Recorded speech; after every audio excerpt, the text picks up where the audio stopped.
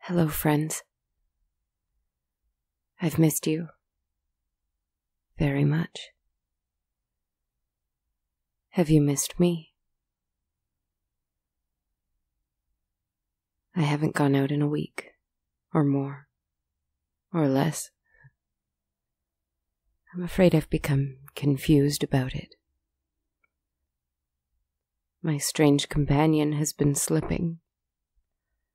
He knows my distaste for taking human life, no matter how blissful it seems, and he has found it difficult to appease me with this, and he has failed a few times.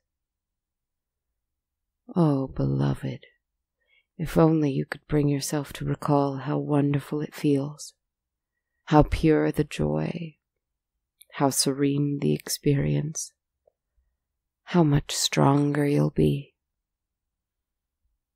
That is what he told me, in defense. How do I not know one of these creatures, one of those poor, beautiful humans you destroyed for that pure joy, that serene experience, was not one of my friends? What if one of those victims had listened to me every night, trusted me? He sighed and he smiled. But next time he failed, and next time I brought this up, he was hostile. Not overtly, for he never becomes angry, my strange companion.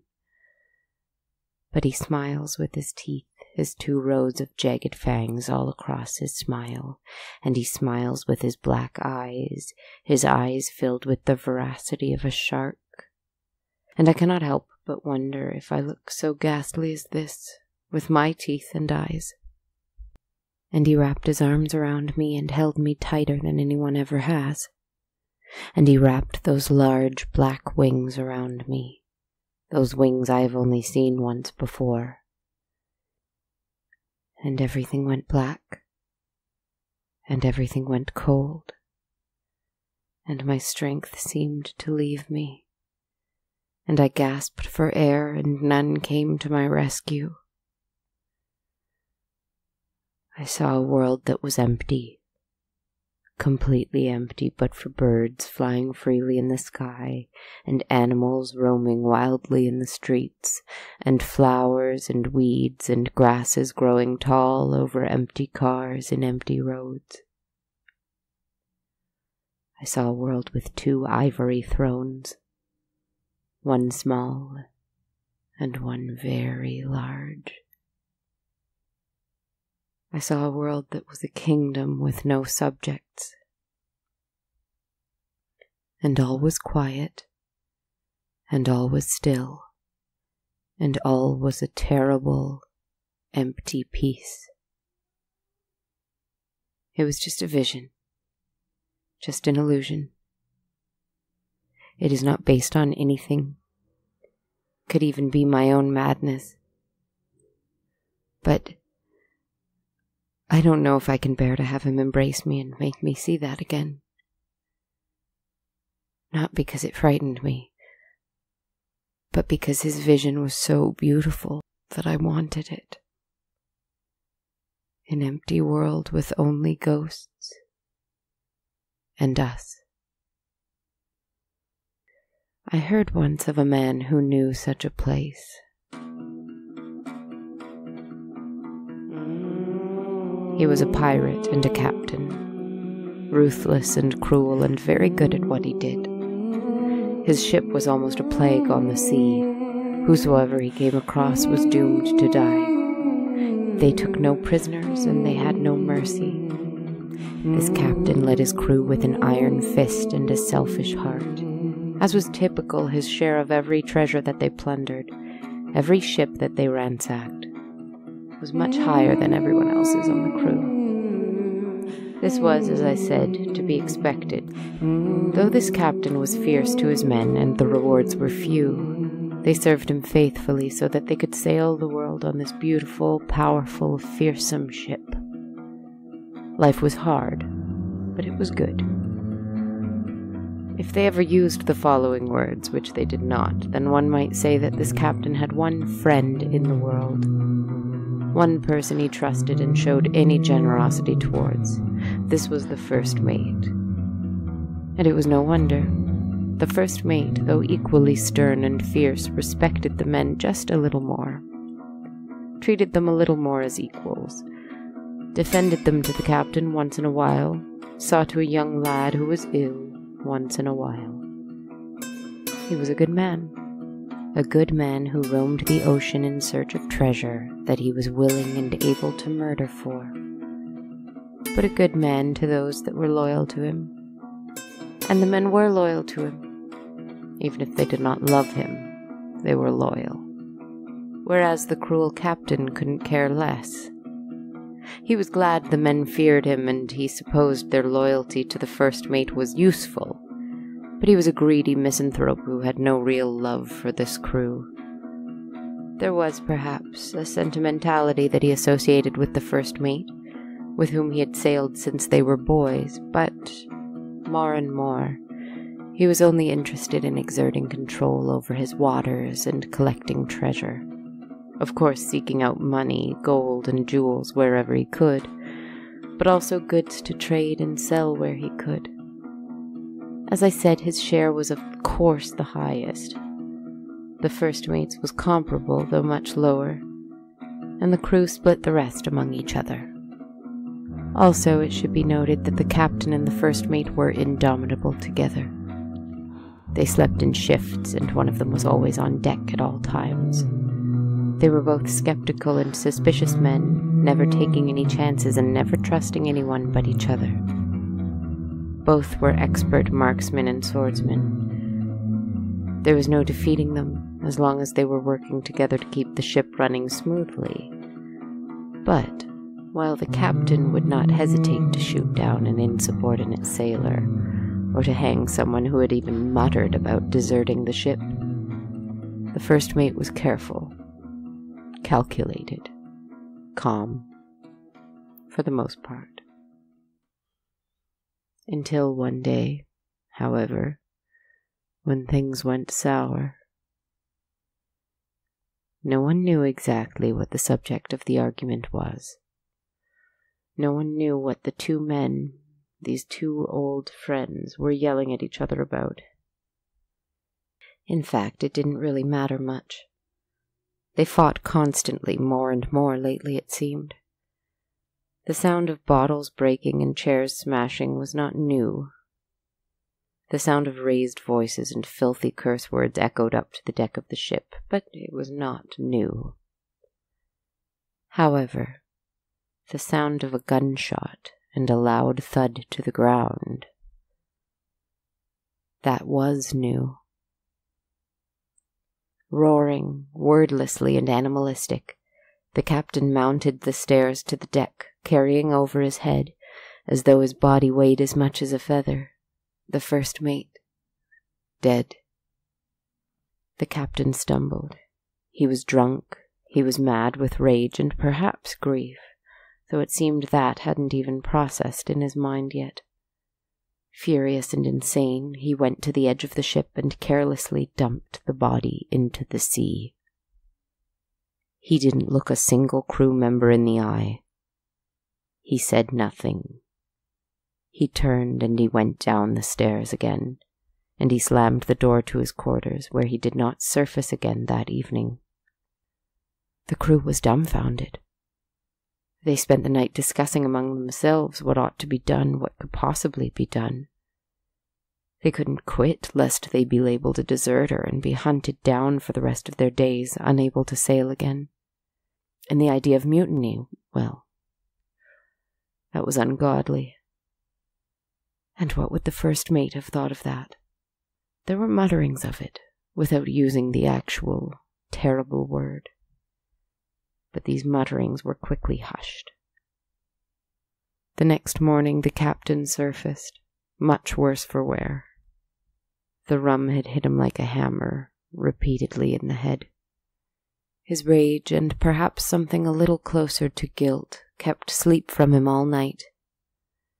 But he rose, wearing his fine red hat and his fine red coat, looking much like the captain they had first agreed to sail with. "Last night, we had an unfortunate disagreement." He spoke of the first mate. He cleared his throat. "But let that be further proof to you that my will not be trifled with. I am master of this ship. Is that understood?" And the men replied with a communal, dirge-like, "Aye, Captain." There was a long, uncomfortable silence. The men looked at their captain, their eyes dark and accusing, and the captain didn't like it. He felt a growing dissension among them. He cleared his throat again. "He was a good man. I know this more than anyone. But fear not, as you know, his share of our plunder to this date was substantial, and I thought it best that his share be split among you all." Silence again. He had no more words, no more will to try to appease these cretins. "Back to work," he growled, and went back to his quarters. That was what did it, you see. Men such as this fought all the time. They duelled. Often only one would leave. It was a terrible thing, but they could have forgiven that. But the fact that he had thought to buy their grief from them, well, that was something else. He hadn't had a proper burial at sea. He had no gentle words at his passing. He had been dumped like unnecessary cargo on a sinking ship. And the captain had thought to simply pay away the crew's disdain. This was no captain. This was no man. It was a simple enough plan. Bring him his nightly meal to his quarters, and lace both the meal and his rum with a powerful opium-based sedative they often had on hand to help treat injuries at sea. Drug him, bind him, render the large, furious, cruel man completely toothless, and then, well, he'd see. The captain woke up on deck with a mighty headache. The bright sun beat down on him and seemed to almost pierce his skull like an arrow of light. He squinted. He tried to reach for his pistol, for his sword, anything. But his hands wouldn't move. They were tied behind him. "What is this?" he roared. His crew stood over him, surrounding him. One man spoke up. "We've arrived, Captain." They hoisted him to his feet, thrust him in a dinghy, and sailed towards the shore of a small island they were in front of. The island was about the size of a small port town. If there wasn't a small forest of palm trees at its center with bare patches of sun-scorched grass, he could probably see the ends of the island. Not much else than trees, sand, and grass. He was being marooned. The captain railed and cursed and screamed of mutiny, treachery, damnation. But they solemnly ignored him. The men took no glee in his misfortune, but they would not stand for the glee he took in others' misfortune any longer. They arrived ashore and cut his bonds, but before he could swing at them with his huge gnarled fists, they each had a pistol trained on him. He was not going anywhere. One boy, the youngest of the crew, who even still bore scars from a whipping the captain had bestowed on him on his first day at sea, came forward. He, silently, shaking, handed the captain a slip of paper. He retreated back into the crew. The captain unfolded the letter. There was nothing but a large blot of ink on it. A black spot. The captain saw it and he laughed, hysterically and cruelly. "You idiots," he said, "what are you playing at? You will maroon me here with nothing but a black spot?" They said nothing. "Who will kill me here? Who have I to fear on this island? You don't even know your own traditions, you insipid fools. Am I meant to be afeard of this?" He crumpled the paper up and threw it viciously at the boy and spat at him. "You won't survive a day without me. You'll come sailing back by dawn tomorrow, mark me." And they turned from him and began to leave. "You'll never find my treasure now. You'll never even find your share. You won't find a single coin." The men kept walking. But one crew member stopped. He was an old man, blind in one eye, perhaps the most superstitious of the bunch, who had suggested, despite protests from the crew, that they give the captain the black spot. He turned to the captain, and he tossed him a pistol. It was, after all, customary to provide the victim of a marooning with a pistol with one bullet in it, should they fear starvation more than a quick death. He smiled, and they all went back to the ship.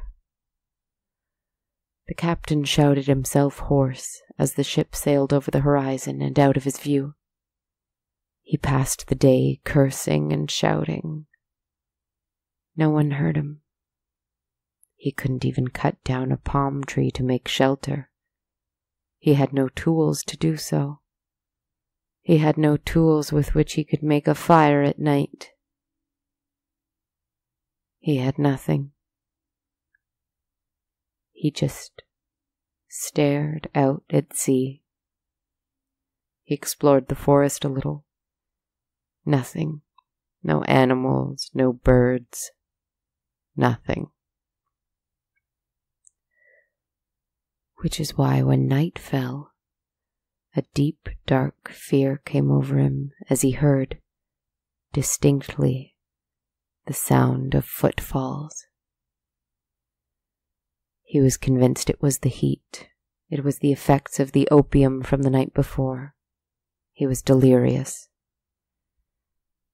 But he heard them coming closer and closer. He gave in and turned around. The pale, drowned figure of the only man he had ever called friend was there before him. The hole in his head that the captain's bullet had made was still there. His clothes and his hair were wet, both with seawater and blood. "You," was all that the captain could mutter. But the first mate said nothing. And then there were more footfalls. Many, many more. It was what looked like an army of corpses, some of which the cruel captain recognized, many of which he didn't remember at all. There were mostly men, old, young, and in their prime, standing there with various fatal wounds or injuries they'd experienced at the hands of this one man.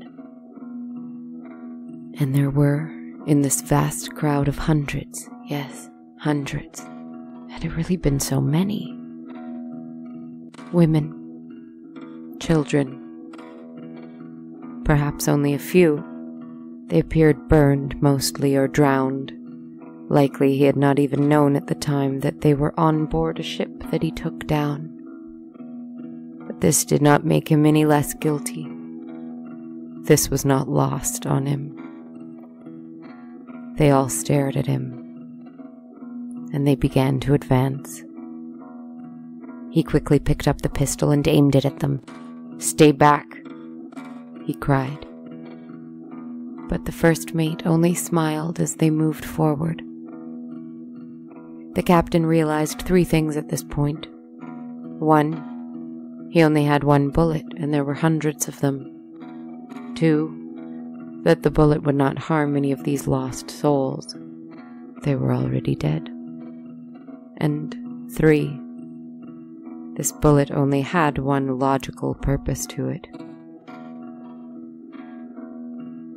He raised the gun to his head, and he pulled the trigger. But nothing happened. It was empty.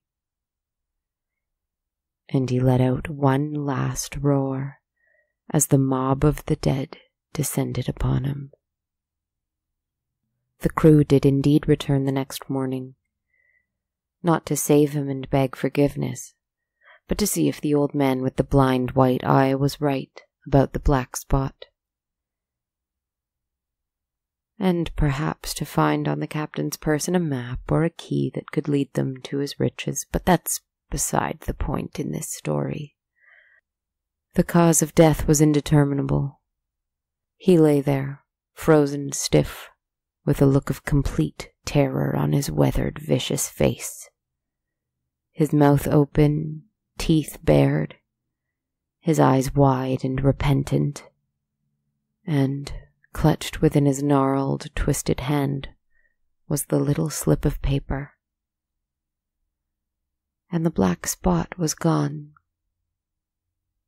It was the boy with the scars on his back, who told me this story. He eventually went to shore, found his family, fell in love, had a life, a good life. Met me in a dark tavern one evening. If there is no other reason to avoid doing harm to our fellow travelers in this world, he began, with haunted eyes and shaking hands. That look that I saw in the captain's face that morning was enough. And before he took a sip of ale, he muttered quietly into his glass, "More than enough."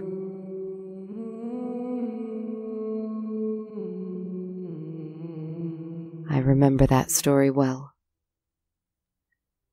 And when I saw, in my dark stranger's vision, a world empty but for the ghosts of the defeated, I remembered it. I remembered it then. Oh God.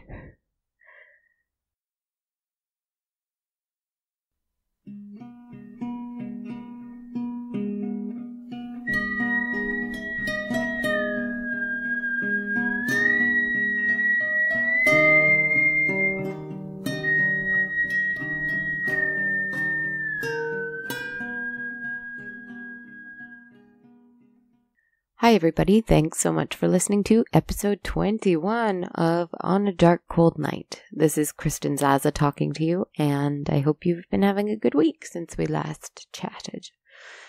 A big thank you this week goes out to the awesome Walter Kane, who supported the show by buying me not 1, not 2, but 3 coffees on coffee.com. If you like the show and want to help me keep caffeinated, guess what? I actually quit coffee, but it's a metaphorical kind of caffeine, you understand.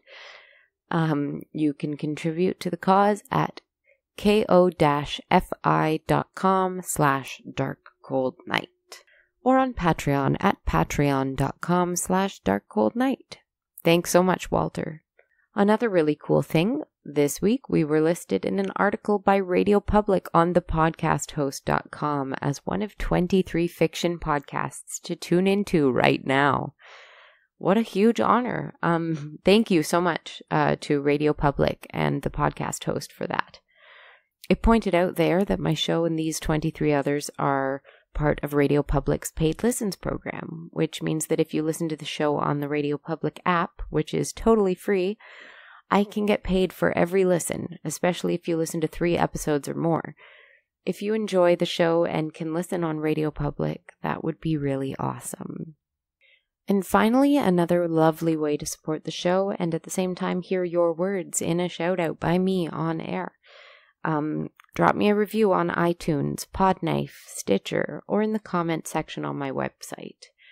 Or you can email any thoughts or questions to darkcoldnightpodcast@gmail.com. I'm always open to conversation. I'm on Twitter at A Dark Cold Night, Instagram at Dark Cold Night Podcast, and on Facebook in our page as well. Hit me up, dude. So everybody, here we are yet again. Thank you so much for listening and staying tuned. You guys are the best. I hope your summer is off to a good start. Is it officially summer yet? I don't think so, but boy, does it feel like it is here in Toronto. Anyhow, stay cool or warm, whatever you prefer. And I'll talk to you guys soon. Take care.